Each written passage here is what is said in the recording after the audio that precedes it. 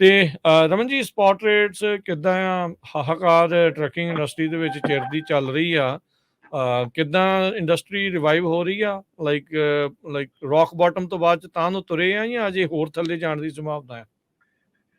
ਨਹੀਂ, ਬਿਲਕੁਲ ਜੀ। ਇੰਡਸਟਰੀ ਦੇ ਵਿੱਚ ਇਸ ਵੇਲੇ ਥੋੜ੍ਹੀ ਜਿਹੀ ਪੋਜ਼ੀਟਿਵ ਨਿਊਜ਼ ਹੈਗੀ ਆ ਕਿ ਜਿਹੜੇ ਰੇਟਸ ਹੈਗੇ ਆ, ਸ਼ਾਇਦ ਲੱਗਦਾ ਹੈ ਕਿ ਜਿੱਦਾਂ ਬਾਟਮ ਹਿੱਟ ਹੋ ਗਿਆ ਹੈਗਾ। ਜਿਹੜੇ ਸਪਾਟ ਰੇਟਸ ਹੈਗੇ ਆ ਉਹ ਬੈਟਰ ਹੋਏ ਆ ਥੋੜ੍ਹੇ।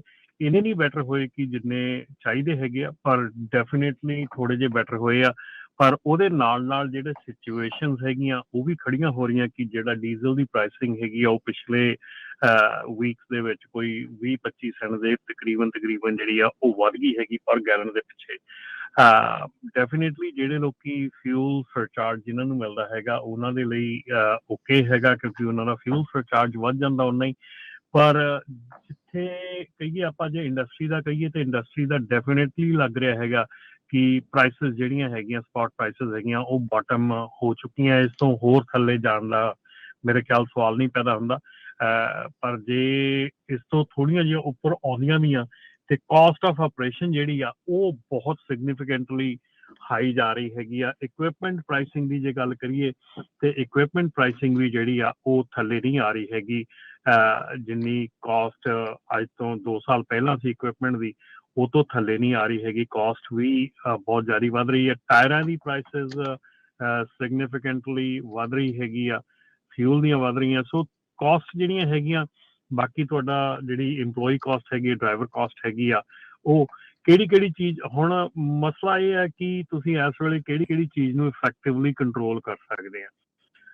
ਸੋ ਜੇ ਤੁਸੀਂ ਇਫੈਕਟਿਵਲੀ ਚੀਜ਼ਾਂ ਨੂੰ ਕੰਟਰੋਲ ਕਰ ਸਕਦੇ ਆ, ਪ੍ਰਾਈਸ ਕੰਟਰੋਲ ਕਰ ਆਪਣੀ ਕਾਸਟ ਕੰਟਰੋਲ ਕਰ ਸਕਦੇ ਆ, ਤੇ ਡੈਫੀਨੇਟਲੀ ਜਿਹੜਾ ਸਮਾਂ ਹੈਗਾ ਮੇਰੇ ਖਿਆਲ ਬਾਟਮ ਲੱਗ ਚੁੱਕਾ ਹੈਗਾ। ਔਰ ਇਸ ਤੋਂ ਬਾਅਦ ਜਿਹੜੀ ਆ ਹੁਣ ਪੋਜ਼ੀਟਿਵ ਜਿਹੜੀ ਨਿਊਜ਼ ਹੈਗੀ ਆ ਉਹ ਆਉਣ ਦੀਆਂ ਆਸ ਹੈਗੀ ਆ, ਕਿਉਂਕਿ ਇੰਡਸਟਰੀ ਦੇ ਵਿੱਚ ਕਪੈਸਿਟੀ ਕਰੰਚ ਵੀ ਹੋਇਆ ਹੈਗਾ ਥੋੜਾ ਜਿਹਾ, ਪਰ ਓਨਾ ਨਹੀਂ ਜਿੰਨਾ ਆਪਾਂ ਚਾਹੁੰਦੇ ਆ ਕਿ ਓਨਾ ਹੋ ਜਾਵੇ, ਪਰ ਓਨਾ ਨਹੀਂ ਹੈਗਾ।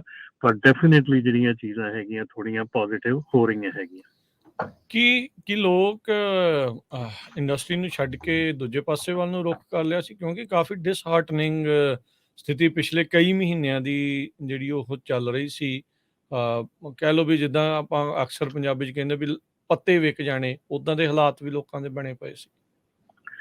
ਬਿਲਕੁਲ, ਬਹੁਤ ਜਾਣਿਆਂ ਦੇ ਹੈਗੇ ਇਸ ਵੇਲੇ, ਕਿਉਂਕਿ ਜਿਨ੍ਹਾਂ ਨੇ ਕਾਸਟ ਉਦੋਂ ਬਹੁਤ ਹਾਈ ਪੇ ਕੀਤੀ ਆ ਇਕੁਇਪਮੈਂਟ ਦੀ, ਤੇ ਬਹੁਤ ਜ਼ਿਆਦਾ ਜਿਹੜਾ ਮਨੀ ਹੈਗੀ ਆ ਇਨਵੋਲਵ ਹੈਗੀ ਆ, ਉਹਨਾਂ ਦੇ ਲਈ ਜਿਹੜਾ ਇਹਨੂੰ ਕਰ ਪਾਉਣਾ ਉਹ ਔਖਾ ਹੋਇਆ ਪਿਆ ਆ। ਹੋਰ ਤਾਂ ਜਿਹੜੀ ਗੱਲ ਵੈਸੇ ਆਪਾਂ ਕਰੀਏ ਉਹਦਾ ਤਾਂ ਕੋਈ ਏਡਾ ਵੱਡਾ ਖਾਸ ਫਰਕ ਨਹੀਂ ਦਿਖਦਾ, ਪਰ ਜਿਹੜੀਆਂ ਕੰਪਨੀਜ਼ ਨੇ, ਜਿਹੜਿਆਂ ਲੋਕਾਂ ਨੇ ਐਕਸਟੈਂਸਿਵ ਪ੍ਰਾਈਸਿੰਗ ਪੇ ਕੀਤੀ ਹੈ ਇਕੁਇਪਮੈਂਟ ਦੀ, ਜਾਂ ਉਹਨਾਂ ਦੇ ਕੋਲ ਲੋਡਸ ਵਗੈਰਾ ਦਾ ਐਕਸਪੀਰੀਅੰਸ ਨਹੀਂ ਹੈਗਾ ਲੈਣ ਦਾ, ਕਰਨ ਦਾ, ਉਹਨਾਂ ਦੇ ਲਈ ਡੈਫੀਨੇਟਲੀ ਜਿਹੜਾ ਆ ਉਹ ਔਖਾ ਸਮਾਂ, ਔਰ ਉਹਨਾਂ ਦੀ ਹਮੇਸ਼ਾ ਹੀ ਔਖਾ ਸਮਾਂ ਹੁੰਦਾ, ਕਿਉਂਕਿ ਜਿਹੜੇ ਬੰਦੇ ਇਸ ਚੀਜ਼ ਨੂੰ ਮੋਨੀਟਰ ਨਹੀਂ ਕਰ ਸਕਦੇ ਜਾਂ ਇਸ ਚੀਜ਼ ਤੇ ਕਾਬੂ ਨਹੀਂ ਕਰ ਸਕਦੇ, ਉਹਨਾਂ ਦੀ ਪ੍ਰੋਬਲਮ ਹਮੇਸ਼ਾ ਹੀ ਰਹਿੰਦੀ ਆ। ਉਹ ਅੱਜ ਦੀ ਗੱਲ ਨਹੀਂ, ਉਹ ਹਮੇਸ਼ਾ ਦੀ ਗੱਲ।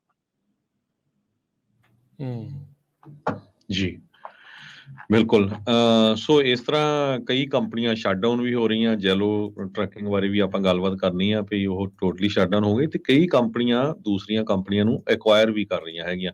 ਕੈਨੇਡਾ ਦੀ ਇੱਕ ਟਰੱਕਿੰਗ ਕੰਪਨੀ ਆ ਟਾਈਟੇਨੀਅਮ ਟਰਾਂਸਪੋਰਟੇਸ਼ਨ ਗਰੁੱਪ, ਉਹਨਾਂ ਨੇ ਅਮਰੀਕਾ ਦੀ ਜਾਰਜੀਆ ਸਟੇਟ ਦੀ ਇੱਕ ਕੰਪਨੀ ਆ ਕ੍ਰੇਨ ਟਰਾਂਸਪੋਰਟ, ਉਹਨੂੰ 53 ਮਿਲੀਅਨ ਦੇ ਵਿੱਚ ਐਕਵਾਇਰ ਕਰ ਲਿਆ ਆ। ਸੋ ਟਾਈਟੇਨੀਅਮ ਜੋ ਬੇਸਡ ਹੈਗੀ ਆ ਬੋਲਟਨ ਓਨਟਾਰੀਓ ਦੇ ਵਿੱਚ, ਉਹਨਾਂ ਨੇ ਸਾਰਾ ਹੀ ਰੀਅਲ ਸਟੇਟ ਜੋ ਕ੍ਰੇਨ ਦੇ ਆਪਰੇਸ਼ਨ ਸੀ, ਹੈੱਡ ਆਫਿਸ ਟਰਮੀਨਲ ਉਹਨਾਂ ਦਾ ਜਾਰਜੀਆ ਦੇ ਵਿੱਚ, ਸੈਟੇਲਾਈਟ ਟਰਮੀਨਲ ਅਲਾਬਾਮਾ ਦੇ ਵਿੱਚ, ਤੇ ਹੋਰ ਜੋ ਸਮਾਨ ਸੀ ਉਹ ਸਾਰਾ ਕੁਝ ਐਕਵਾਇਰ ਕਰ ਲਿਆ ਹੈਗਾ। ਟੈਡ ਡੈਨੀਅਲ ਆ CEO ਟਾਈਟੇਨੀਅਮ ਦੇ, ਤੇ ਉਹਨਾਂ ਨੇ ਇਹ ਕਿਹਾ ਵੀ ਸਾਡੀ ਕੰਪਨੀ ਜਿਹੜੀ ਆ ਸਟਰੋਂਗ ਫਾਊਂਡੇਸ਼ਨ ਦੇ ਨਾਲ ਬਣੀ ਹੋਈ ਆ, ਤੇ ਪੂਰੀ ਉੱਤਰੀ ਅਮਰੀਕਾ ਦੇ ਵਿੱਚ ਆਪਾਂ ਗਰੋਥ ਕਰ ਰਹੇ ਆ। ਇਹ ਵੀ ਦੱਸਦੇ ਜਾਈਏ ਵੀ ਟਾਈਟੇਨੀਅਮ ਟਰਾਂਸਪੋਰਟੇਸ਼ਨ ਕੰਪਨੀ ਦੇ ਕੋਲ 800 ਦੇ ਕਰੀਬ ਪਾਵਰ ਯੂਨਿਟ ਆ, 3000 ਟ੍ਰੇਲਰ ਆ, 1100 EMPLOYEES ਆ।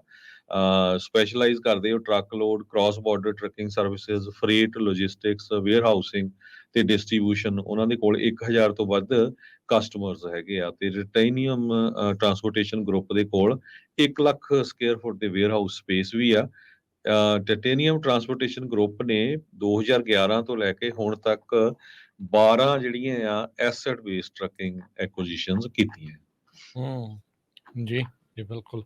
ਸੋ ਸੋਚੋ ਤੁਸੀਂ ਵੀ ਕੋਈ ਟਰੱਕਿੰਗ ਬਾਰੇ ਤੁਹਾਡੀ ਚਰਚਾ ਆ, ਤੁਸੀਂ ਵਿਚਾਰ ਆ, ਕੋਈ ਸਵਾਲ ਆ, ਤਾਂ ਤੁਸੀਂ ਕਾਲ ਕਰ ਸਕਦੇ ਹੋ ਨੰਬਰ 408 272 5200 4082725200 ਦੇ ਉੱਤੇ ਕਾਲ ਕਰ ਸਕਦੇ ਹਾਂ। ਤੇ ਬ੍ਰੇਕ ਲਵਾਂਗੇ। ਬ੍ਰੇਕ ਤੋਂ ਬਾਅਦ ਦੇ ਵਿੱਚ ਆ